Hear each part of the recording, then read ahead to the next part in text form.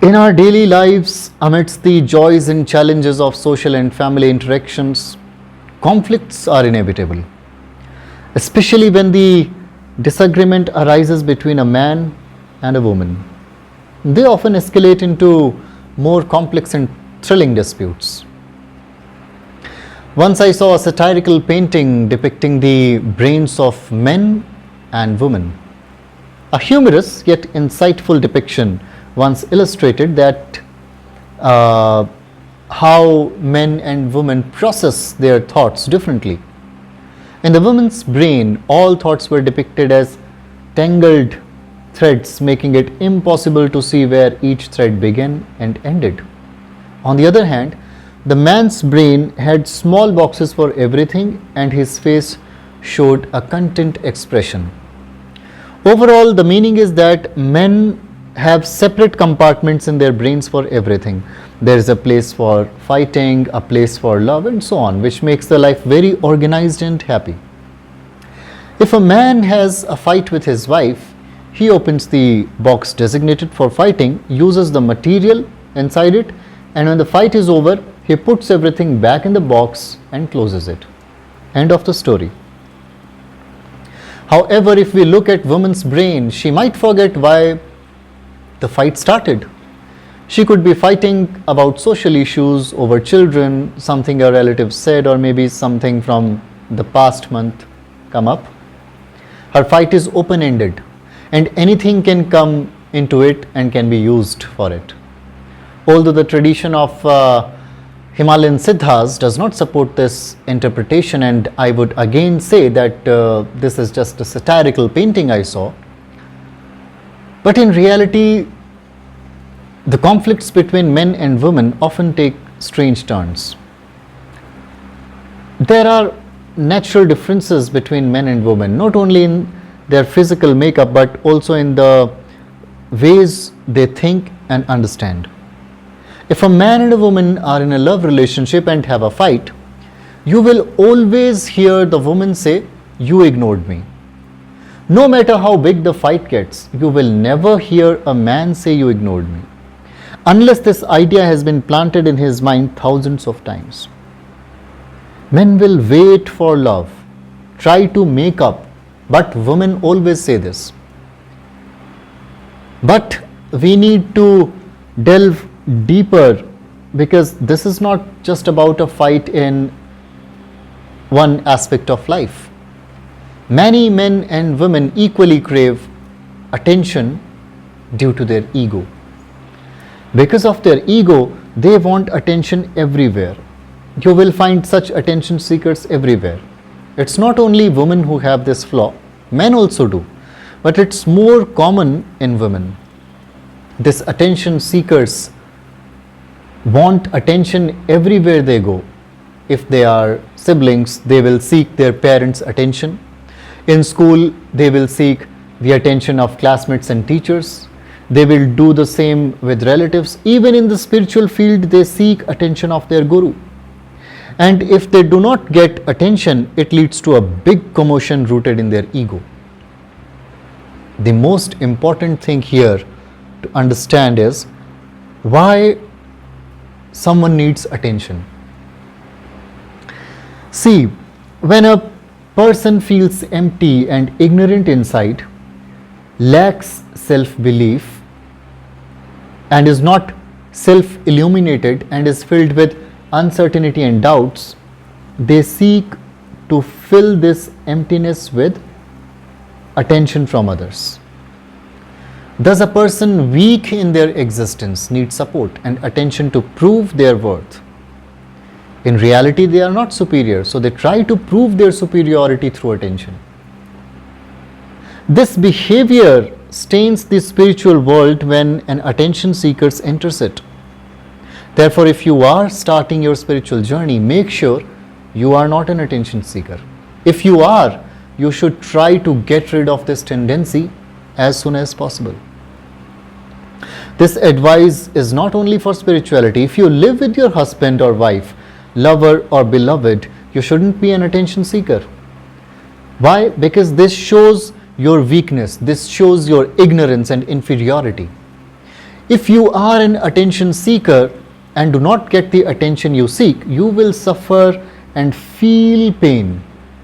Such a person will be distressed if they don't get attention and feel their life is meaningless. But the truth is that why should anyone pay attention to them? The universe doesn't care where anyone notices its creation, right? If a fragrant and beautiful flower blooms in a forest and no one sees or knows about it, the flower doesn't worry because it exists for itself, not for the others. The stars in the sky shine, the sun gives light, and the moon glows without needing attention. You can enjoy watching them, but they neither feel joy nor sorrow because they exist in their being, not for you.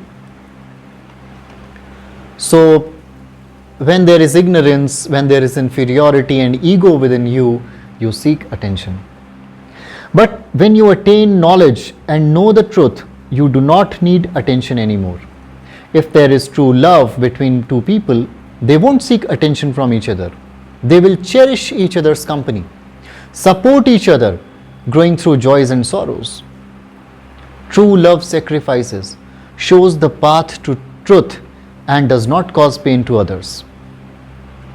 But when you become an attention seeker and don't get attention and try to control everything, your life becomes filled with suffering and pain, miserable. You might then say you are very unhappy in your life. You might cry, scream. You may say that I'm screaming and crying, but no one is listening to me. You feel suffocated in closed walls with no one to help you out. And in such situations, you become terrified and filled with fear because your ignorance is at the root of it. You do not know what is true and what is false. When your suffering increases, you start looking for a way to cope with it and seek a time when you don't feel this pain or loneliness. You look for a time to heal yourself. But if you are already ignorant, if you do not listen to your elders or gurus, then try to heal yourself. It won't work. An ignorant person never goes to knowledgeable one. They will go to someone like them, seek advice from similar people and stay in a familiar environment. This can be understood with an example. See, a drop of water never flows back to the Himalayas. It flows down to the river from high to low, right?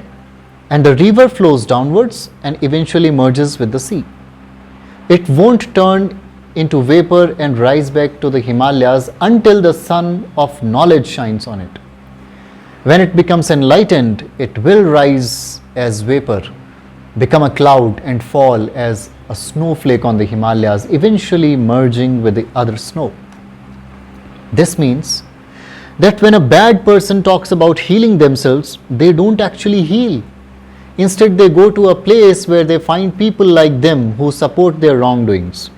So when you are weak in life, you must be careful about whom you approach. Is that person enlightened or just a sycophant looking for a personal gain? Sometimes people give advice for their own benefit, leading an attention seeker on a wrong path. If you try to save such an attention seeker, you will eventually get tired and realize they are self-centered and do not accept help or guidance. Such a person will say, "My heart is not here." When a person becomes extremely self-centered, they become rigid and closed off to any logical, truthful advice. They start calling ignorance as knowledge, which is a very sad situation. You can't help such a person because they start believing that everything is wrong and nothing makes sense. You cannot assist them in any way. If you encounter such a person, do not try to explain things to them because they will harm you. You might want to help them, but they are already ready for a form of self-destruction. This is not physical suicide, but the destruction of their consciousness, development, and spiritual abilities. They forget about gods, gurus, parents, society, and siblings, and they commit social, religious, and I would say spiritual suicide. They will not be able to save such a person. The more you try to help, the faster they will run towards self-destruction. Therefore, the Mahasiddhas of Himalayas say it's pointless to try. There is a story about a scorpion falling into a water. The saint sees it and tries to save it, but the scorpion stings the saint's hand, causing it to fall back into the water. The saint tries again and the scorpion stings him again and falls back into the water. A person watching this says to the saint, "What are you doing? The scorpion will keep stinging." The saint replies, "I know. It is a scorpion and stinging is its nature. But my nature as a saint is to take care, is to take on others' sufferings, right?" However, both the scorpion and the saint seem incorrect here. In another version of the story, a warrior comes along, sees this situation and cuts the scorpion with his sword, saying to the saint, "It is my duty to destroy evil." Similarly, while you might try to save such scorpions out of love, the correct approach is that of a warrior.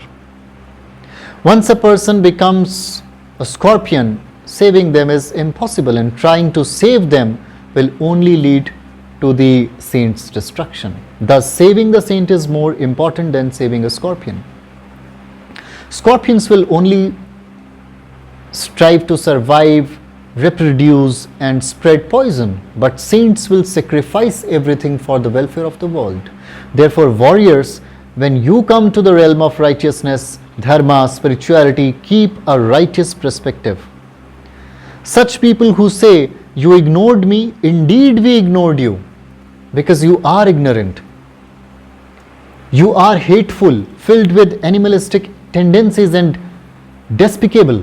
Your presence on this planet is a curse, and eradicating you is the highest duty. Protect your saints. Protect your righteousness. Protect your truth, your love, and your virtues from such people, because they will kill these qualities in you. They want luxury, they want comfort and attention. They don't want to be ignored. Right? So in the end, we must say to such people that yes, we ignored you.